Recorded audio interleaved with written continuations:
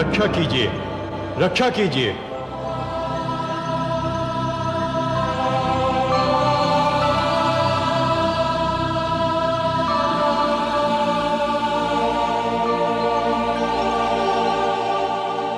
रक्षा कीजिए हे त्रिलोकीनाथ, आपकी सृष्टि संकट में है।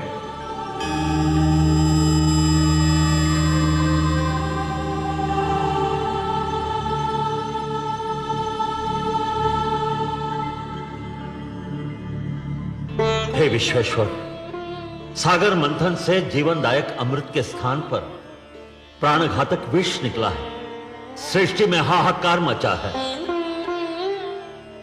हे आदि प्रजापति, हे देवगण, जीवन को अमर बनाने के लिए मृत्यु से हर पग पर टकराना तो अवश्य पड़ता है। इसी संघर्ष में तो जीवन का सौंदर्य निहित है। जब शिशु माता के गर्भ में होता है तो उसे हर क्षण मृत्यु से संघर्ष करना पड़ता है।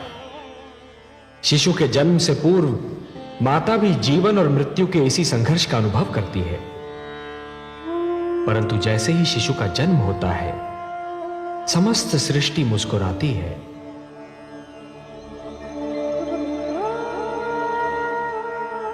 यदि अमृत की प्राप्ति इतनी सरल होती देवगण, तो जीवन और मृत्यु का यह संघर्ष और उसकी यह कथा कब की समाप्त हो चुकी होती। परंतु हे जगदीश्वर, समुद्र में यह विष आया कहां से? यह तो आदि प्रजापति श्री ब्रह्मा की संतान मानव का चमत्कार है। वो जिस वस्तु को भी अपने लिए उपयोगी नहीं समझता, उसे समुद्र की गहराइयों में फेंक देता है। वो ये नहीं सोचता कि जो वस्तु उसके लिए हानिकारक है, वो समुद्र के प्राणियों के लिए भी हानिकारक होगी। मैंने तो जल मनुष्य की आवश्यकताओं की पूर्ति के लिए बनाया था। सत्य कहा आपने हे ब्रह्मा। जल का तो अर्थ ही है जीवन, परंतु मनुष्य ने उसे व्यर्थ और हानिकारक वस्तुओं का भंडार बना दिया है। उसी प्रदूषण ने बढ़ते बढ़ते विष का रूप धारण कर लिया है। उसे एक न एक दिन समुद्र के गर्भ से बाहर तो आना ही था। हे लक्ष्मी नारायण, क्या यह नहीं हो सकता कि यह विष जहां से आया है, इसे उसी समुद्र में वापस फेंक दिया जाए? नहीं देवराज, नहीं। यह समस्या का समाधान नहीं है। यह तो समस्या से भागने का एक असफल प्रयत्न है। यदि इस विष को पुनः समुद्र के गर्भ में फेंक दिया गया, तो वो दृष्टि से ओझल अवश्य हो जाएगा, पर उसके अस्तित्व का अंत नहीं होगा। वो कल फिर समुद्र के गर्भ से बाहर निकलेगा, किसी और पीढ़ी के लिए संकट बनेगा। देवराज, संकट का समाधान अगली पीढ़ी के लिए छोड़ देना स्वार्थ है, कुनीति है। हे सर्वेश्वर, सागर मंथन आपके आदेश के कारण आरंभ हुआ था। अमृत की प्राप्ति हमारे लिए नितांत आवश्यक है, परंतु इस विष के कारण मंथन स्थगित हो चुका है। आपका आदेश अधूरा रह गया है। हम मंथन करके आपके आदेश का पालन करना चाहते हैं, परंतु यह विष बाधा बन गया है। देवगण, ये बहुत जटिल समस्या है और इसका समाधान केवल भोलेनाथ कर सकते हैं। मैं देख रहा हूं कि इस संकट का निवारण केवल उन्हीं के पास है। चलिए, मैं भी आप सबके साथ उनकी सेवा में चलता हूं।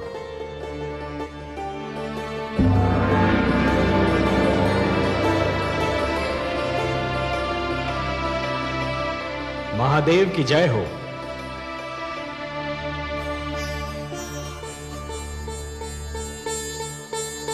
मेरे अहोभाग्य, आज कैलाश धन्य हो गया।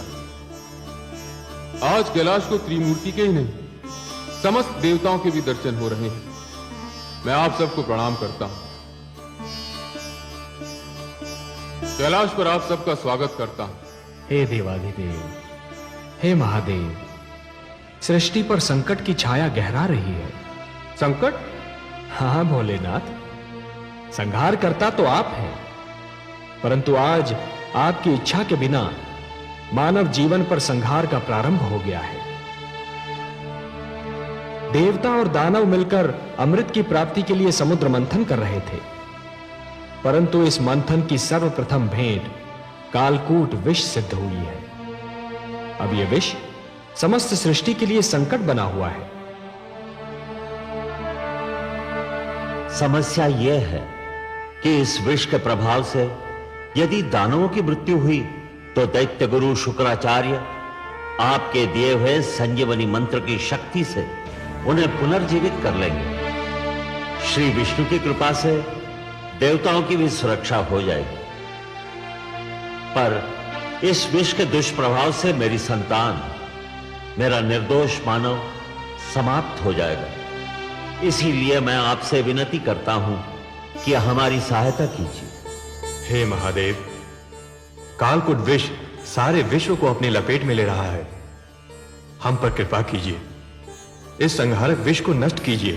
देवराज, संहार करता तो केवल मैं हूं। विष भी मेरा ही आविष्कार है। विष मेरे लिए संहार करने का शस्त्र है और किसी भी विष को नष्ट नहीं किया जा सकता।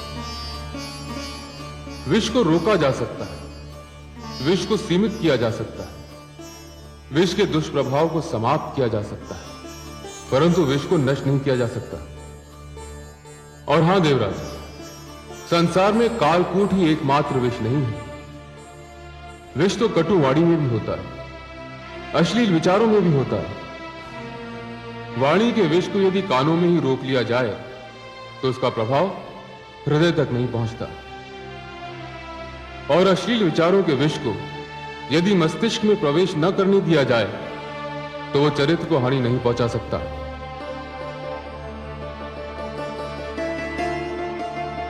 जहां अमृत होता है वहां विष का होना तो स्वाभाविक है, परंतु आप धन्य हैं भोलेनाथ, आप धन्य हैं। कालकूट विष का प्रभाव तो आपके सुंदर तर्क ने ही कम कर दिया। अब शेष समस्या का समाधान भी आप ही निकालेंगे। आपने सत्य कहा कि विष को नष्ट तो नहीं किया जा सकता, परंतु उसे रोका अवश्य जा सकता है, और यह कार्य केवल आप ही कर सकते हैं देवाधिदेव। हे त्रिलोकेश्वर, आप सब चलकर मेरे पास आए हैं। यहां आकर आपने मुझ पर कृपा की। आपके आदेश का पालन करके मुझे हर्ष होगा। मुझे कालकूट को कहीं रोकना होगा, उसकी सीमा का निर्धारण करना होगा। जगत के कल्याण के लिए यह कार्य मैं अवश्य करूंगा। आप चिंता न करें, मैं आपके साथ सागर तट पर चलता हूं।